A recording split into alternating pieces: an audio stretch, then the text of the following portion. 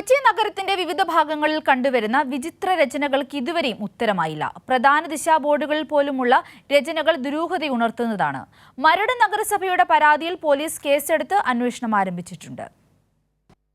കഴിഞ്ഞ കുറച്ച് ദിവസങ്ങളായി കൊച്ചി നഗരത്തിന്റെ വിവിധ ഭാഗങ്ങളിൽ കണ്ടുവരുന്ന ചില രൂപങ്ങൾ, ചില അക്ഷരങ്ങൾ, ഗ്രാഫിറ്റി എന്ന് തോന്നിക്കുന്ന എന്നാൽ ഗ്രാഫിറ്റി അല്ലാത്ത ചില ചിത്രങ്ങൾ കൗതുകം മാത്രമല്ല ഇവിടെയുള്ള ജനങ്ങൾക്ക് ആശങ്കയും ഉളവാക്കുന്നതാണ്.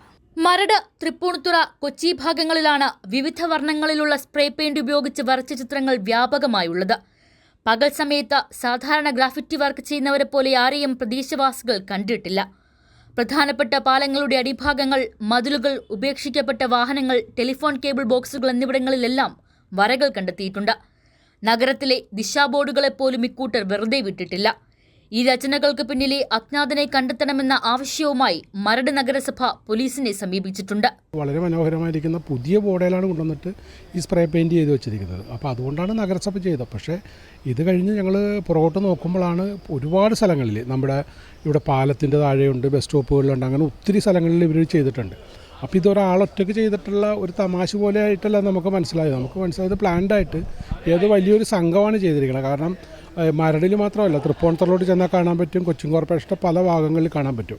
അപ്പോൾ അതുകൊണ്ടാണ് നഗരസഭ ഇത് വളരെ ഗൗരവത്തിൽ തന്നെ എടുക്കണം. കാരണം ഇനിയും നഗരസഭയുടെ പല ഇതുപോലുള്ള ബോർഡുകളും മറ്റു കാര്യങ്ങളും ഉണ്ട്. അവിടെ എല്ലാം ഇവർ കൊണ്ടുവന്ന് ഇത് വൃത്തികേടാക്കി കഴിഞ്ഞാൽ നഗരസഭയ്ക്ക് നഷ്ടമെന്ന് പറയുമ്പോൾ പൊതുജനത്തിനുണ്ടാകുന്ന നഷ്ടമല്ല. അതുകൊണ്ടാണ് മരട് പോലീസിൽ ഞങ്ങൾ പരാതി കൊടുത്ത്. ആശങ്കയുണ്ടല്ല, കാരണം പാലങ്ങൾ പോലുള്ള സ്ഥലത്തിൻ്റെ താഴെ, അതുപോലെ നമുക്ക് നാശനഷ്ടം ഉണ്ടാകാൻ സാധ്യതയുള്ള സ്ഥലങ്ങളുടെ താഴെകളിലേക്ക് ഇത് ചെയ്യുമ്പോൾ ഇതിൻ്റെ അകത്ത് വേറെ വല്ല സന്ദേശമുണ്ടോ, അല്ലെങ്കിൽ നാളുകളിലേക്ക് മാറ്റിവെക്കാൻ പറ്റിയ ഏതെങ്കിലും നമുക്ക് ഭീതിപ്പെടുത്തുന്ന ഏതെങ്കിലും ഉണ്ടോ, അങ്ങനെ പല രീതിയിലും ആളുകൾ ആശങ്ക പറയുന്നുണ്ട്. കൂടുതലും ഒരേ രീതിയിലാണ് ചിത്രങ്ങൾ പോലെ തോന്നിക്കുന്ന എഴുത്ത്.